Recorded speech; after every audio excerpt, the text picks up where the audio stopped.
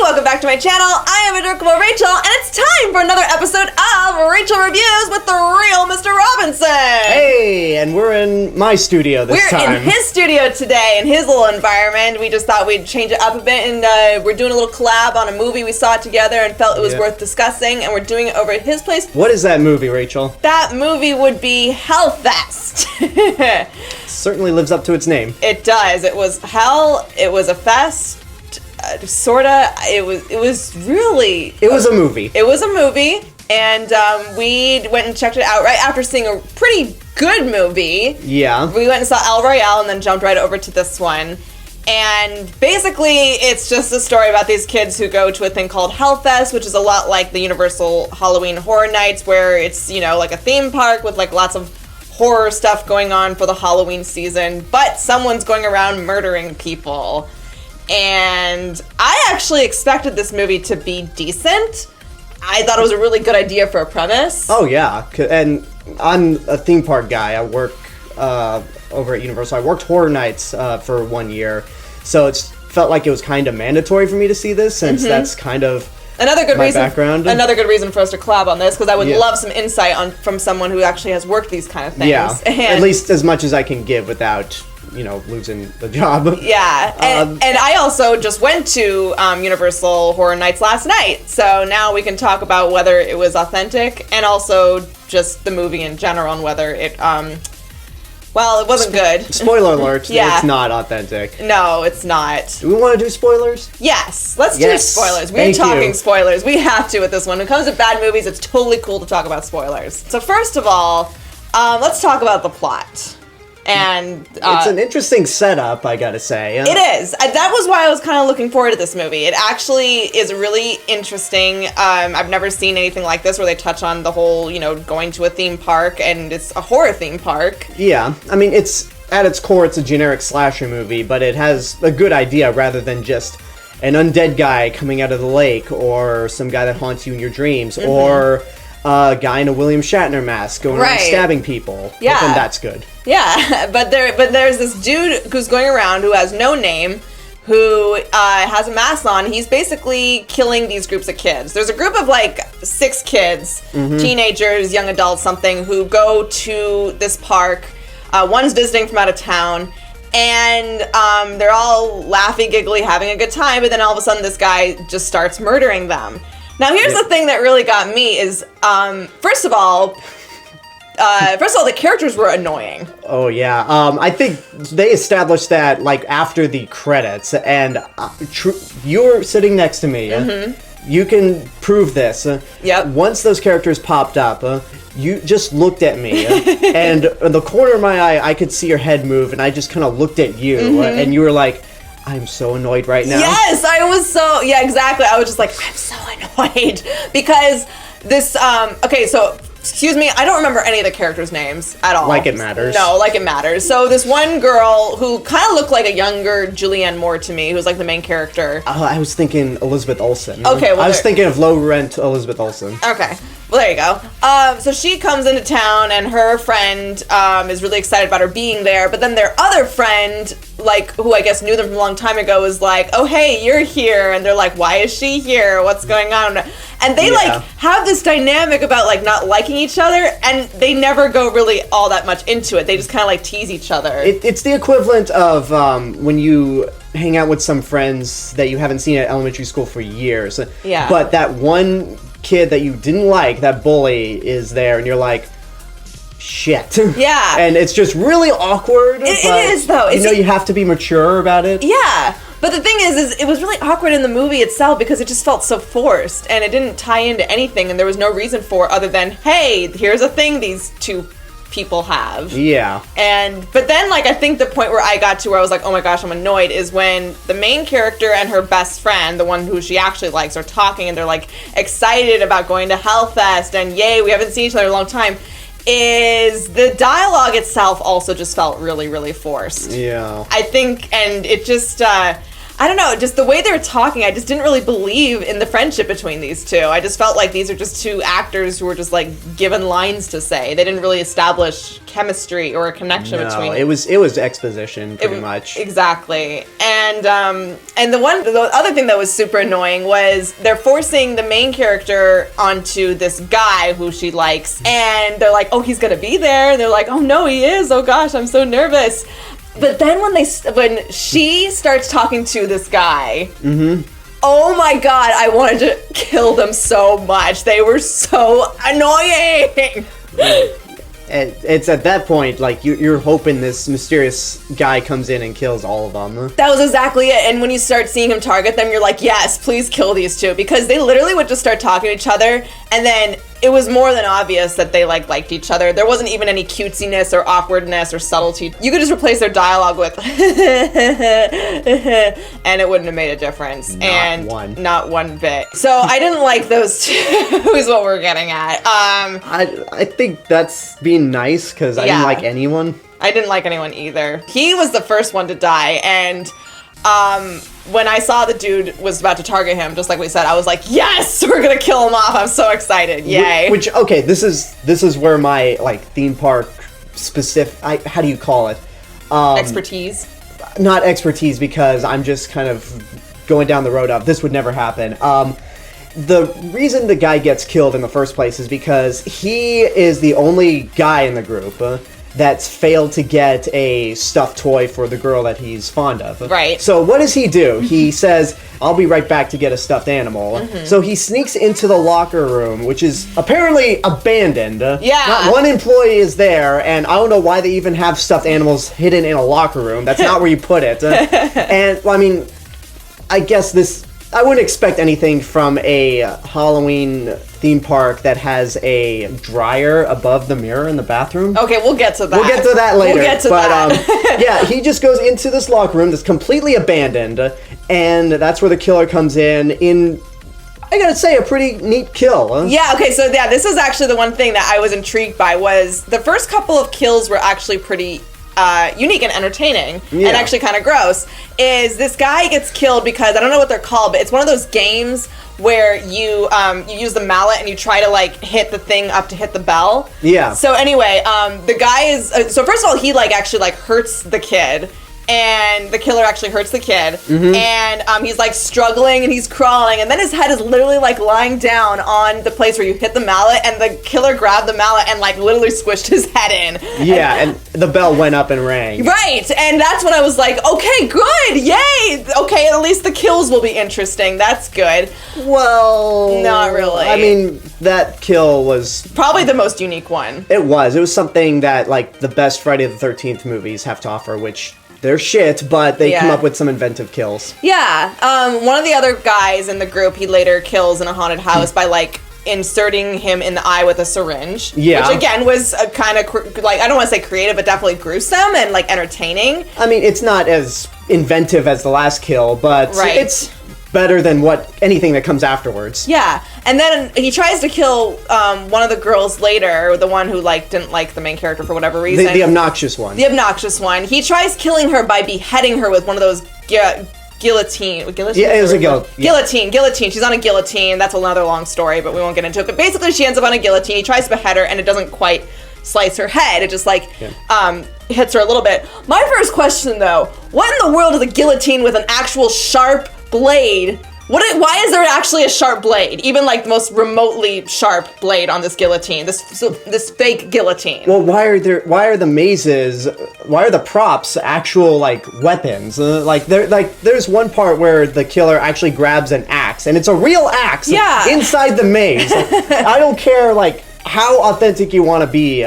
No theme park would actually have real weapons placed inside a maze. Right. Yeah, it's really crazy. Like, that's just one of the many inaccuracies I felt like. Even as someone who hadn't done one of these things before, I was just like, why is all these, like, sharp objects in this theme park? Yeah, but, I mean, getting back to the guillotine kill. Yeah. It doesn't go all the way. No. And then the killer resets it, and I hope you heard the guy next to us laughing. No, I don't think I did. No, there was a guy saying like a few seats. Oh wait, yes, I next did. to me. Yes, yeah, okay. Like as soon as the killer started resetting it, he resets the blade to like hit her in the head. She's trying to untie herself, and what happens, Alex? She gets out. And then the killer somehow catches up with them. I guess he has that. But the thing is, first of all, she got out, but he didn't notice that she got out, and it was painfully obvious that he should have seen her get out. Like, whether he could have seen her in peripheral vision or heard her, I could not believe that the film was trying to tell us that he did not see her get out of the guillotine. No. And then he just kills her and then the some other guy by stabbing them in public. And like it just is not entertaining in the least bit after that. And which is too bad, because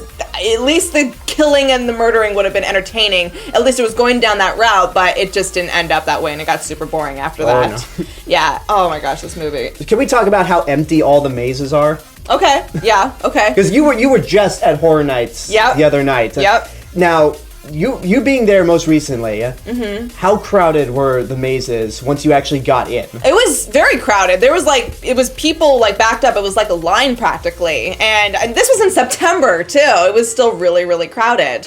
And yeah, you're absolutely right. That's another thing in this movie. A lot of the mazes were insanely empty. And they were cool looking mazes, but some of them. Yeah, some of them. Yeah. But yeah, it's just the mazes were empty, and apparently there's no security in these mazes. That whatsoever, too. Because if you go to Halloween Horror Nights, or I think any horror-themed theme park, not Disney, they'll have a bunch of people dressed like Emperor Palpatine, just standing in a corner, making sure everything's going all right. Making sure you're going the direction you're supposed to go. Yeah. And everything's supposed to run smoothly. Yeah, but not in Hellfest. Nope, not in Hellfest, apparently. So the other thing is the security guard, something else that's a little inaccurate. Oh my god. Okay, also before we get to that, we have to check on one thing.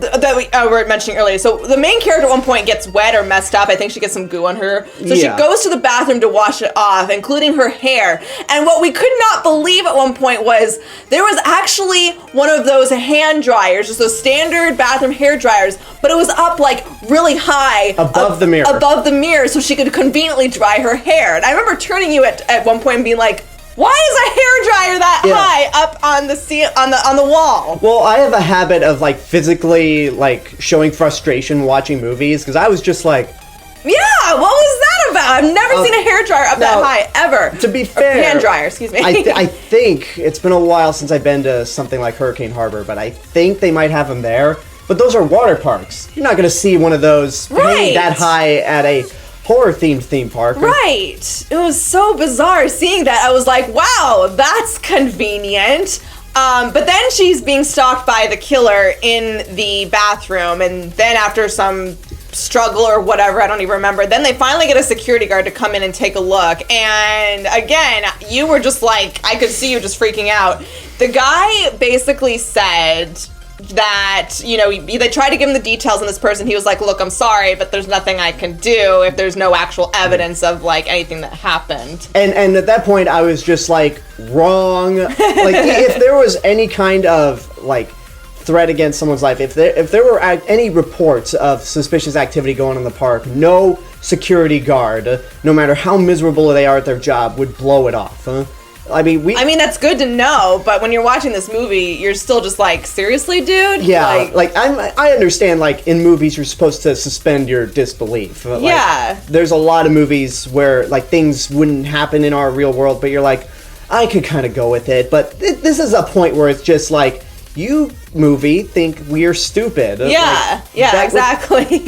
This was when I watched the Happy Time Murders, and I was like, do you think we just don't know how the police work? Do you think we don't know how security works in this case? It's just, that baffled me too. I was like, I would think if anyone made any kind of complaint, you would pretty much shut down the ride or shut down an area or whatever you can. They would get to the bottom of it, Yeah, and even if they couldn't find anything, they'd still be on alert. They'd still they'd still try to be open about it and just kind of be aware if they see anything happening in the park. They'd let all security know that. But again, this is a theme park. I hate to keep going back to this.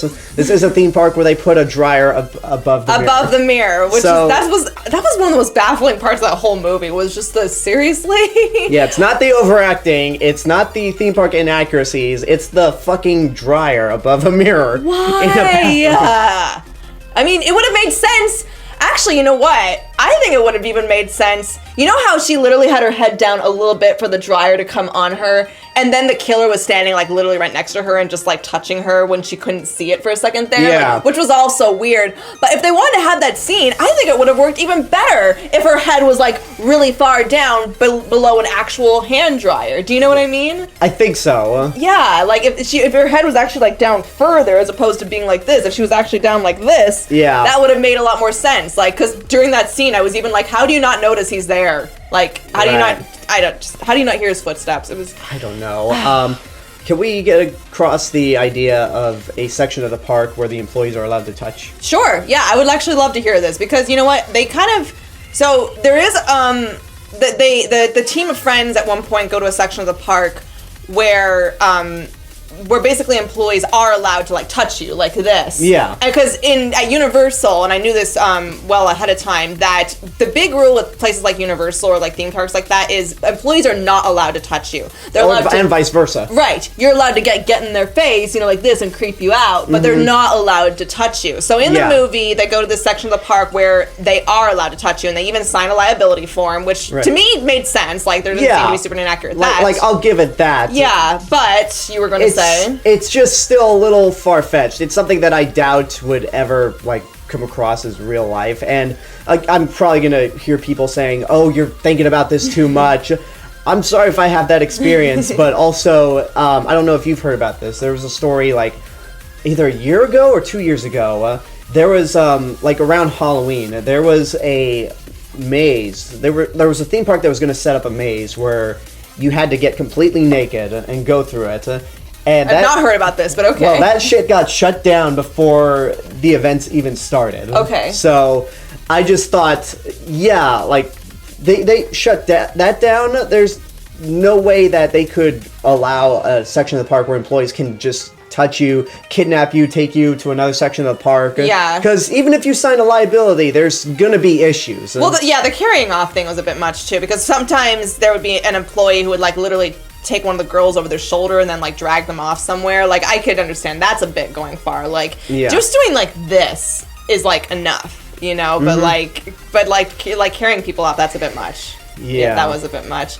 Also, in general, I was not super impressed by this theme park, because I mean, there was some creative stuff to it. I felt like some of the walk around people, but I was just a little baffled that once in a while the characters would get scared by someone walking on stilts with like the most fake skeleton costume I've ever seen in my life. Yeah. You know, it's one thing if they've got the cool makeup and everything, but... Or the ride they take to get to the other section of the park where there's just like a fuzzy spider on a string just falling down. Right, yeah. I don't know, just like things like that, you're just like, really? That's not that scary. It's really hard to go along with the believability of how scary this is when everything looks super fake. Yeah. At least a lot of stuff looks super fake. And I just felt like watching this movie, even though I still had yet to do Halloween Horror Nights, I still feel like I've seen better, guys, and other videos and other pictures of other theme parks. It just didn't seem like, I'm not scared. I'm really not scared of this place at all, which was unfortunate because, again, this was such a great idea, but it just... I mean, it wasn't a nice location, I gotta say. It was like in the middle of a forest, which that itself is kind of a creepy setting. Yeah. I come from a college that is in the middle of the forest, and in the right atmosphere, that can get a little terrifying. Sure, yeah. I mean, this movie it wasn't, like, completely awful. I also have to give credit. I thought it was shot pretty well. You know, the cinematography was okay, the colors and everything was fine. Yeah, it had a very vibrant color palette. It did, and I don't fault it for that at all. I thought that, again, whoever was the art director and the set designer did a pretty okay job. It was okay. It wasn't great, but it was okay. But it doesn't save it. No, it doesn't save it at all. Really nothing saved this movie.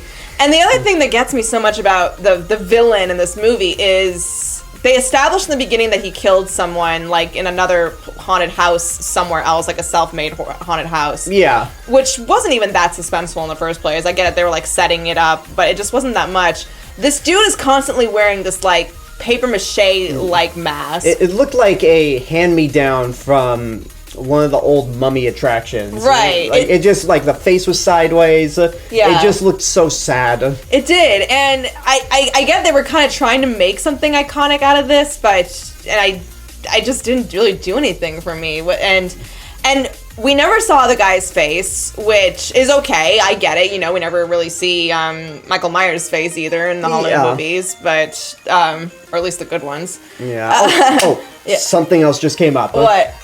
Concerning the guy in the mask he wears. So, like, it's a mask. They established that it's a mask that other employees in the park wear. That's right. Yeah. Okay. If one employee that was assigned to a designated area was not in that area, they would have been fired. Oh, okay, that's right. So again, like, super inaccurate. All the theme park inaccuracies here, like, they wouldn't have bugged me so much if I didn't have experience. Right, yeah. No, I get it though. And like you said, he was literally walking around all parts of the park with this outfit on, and if a lot of other employees are dressed up that way, he's supposed to be in his designated area. Yeah. That totally makes sense. So why aren't people being like, hey, why aren't you in the area you're supposed to be in? Yeah, you're not going to see Michael Myers over in the Stranger Things maze. Right. You're not going to see the Demogorgon over where Poltergeist is. Right, Sam right. over where, or Sam from Trick or Treat where the Terror Tram is. Exactly. So there's another inaccurate thing that happened there. But what also really got me about this guy is that he has no reason to kill these kids. Like, at the beginning of the movie, semi-beginning, when they enter the park, at one point you see him, like, bump into a girl and she's like, oh my god, you're not scary. And then he's, like, leering at her. And then we later see him kill that girl.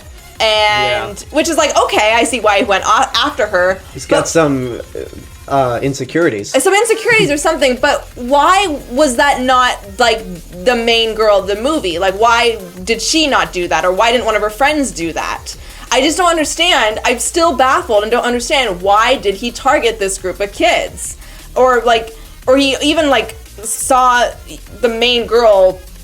She saw him kill the girl I just mentioned, the one who insulted him. She watched that. Yeah. Maybe that's a reason to go after, but I just don't understand why. No witnesses. No witnesses, maybe. I don't know. But again, he still targets, like, the whole group for no apparent reason. And if you're going to make a slasher film and want to kill a bunch of kids, fine. But there's got to be, like, a real reason behind it. Otherwise, it just feels random. I mean, take a look at all the other iconic slashers we've had. Yeah. Michael Myers.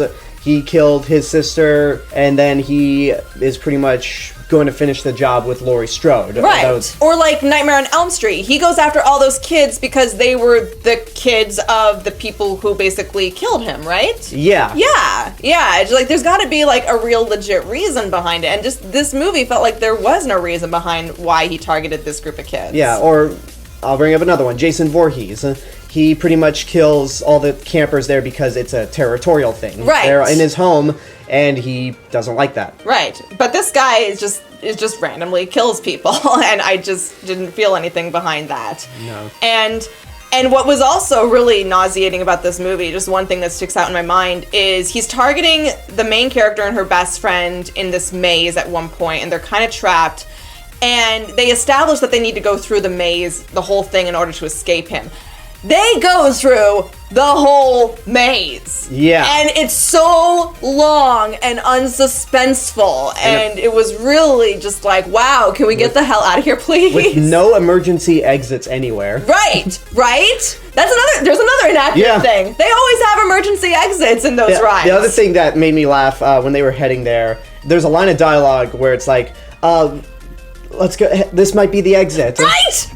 And you freaked out about that. Yeah, I did. I was more calm because I have seen some things at theme parks. Like, I cannot tell you how many times, because I used to work at the Wizarding World of Harry Potter. Right. I cannot tell you how many times I've had employees come up to Hogwarts Castle after they've gone through the entire land and say, what ride is this? Or is this the Harry Potter ride? So don't underestimate. Yeah, I guess. This stuff. But I still was like, you're going up in the shot though. They were going up some steps into a building, and they're like, "Hey, this looks like an exit." It's clearly not an exit, guys. Again, do not underestimate. It annoyed me personally. I will give the movie. There were a few creative moments. I mean, it was insanely. It was insanely predictable, the movie itself especially. There's a scene where the girls are hiding in this room with, like, all these masks, and they're literally hiding behind a mask, trying to, like, blend in with the room. Yeah. And that was, like, super obvious how that was going to go down. But then I also loved how, like, spoiler alert, once they're saved, he ends up not killing them.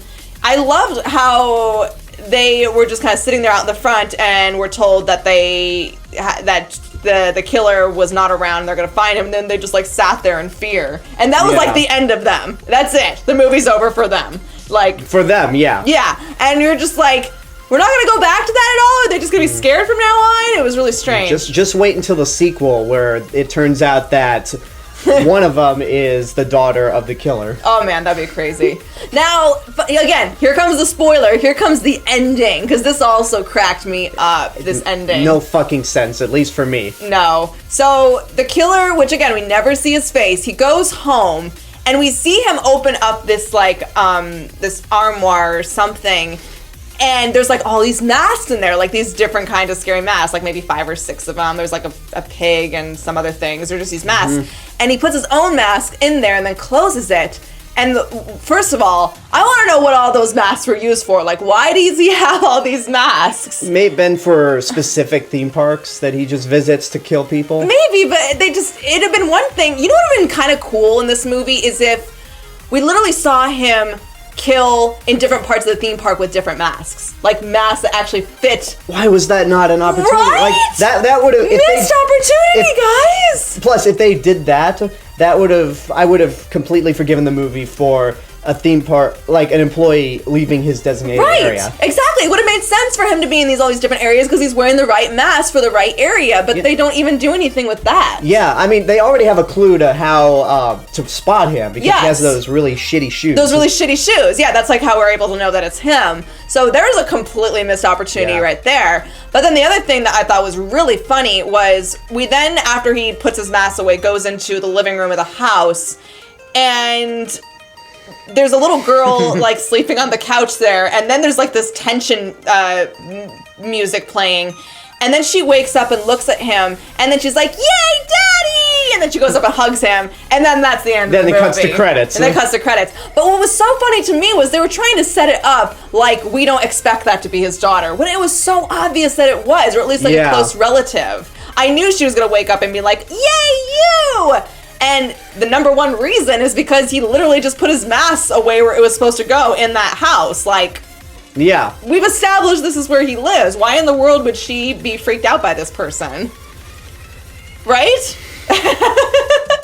I mean, if he'd like literally just went into the house and then there was a girl there, then okay, maybe I would have bought that, but I knew for a fact that she was going to recognize him. Yeah. It was super obvious. And then end of movie.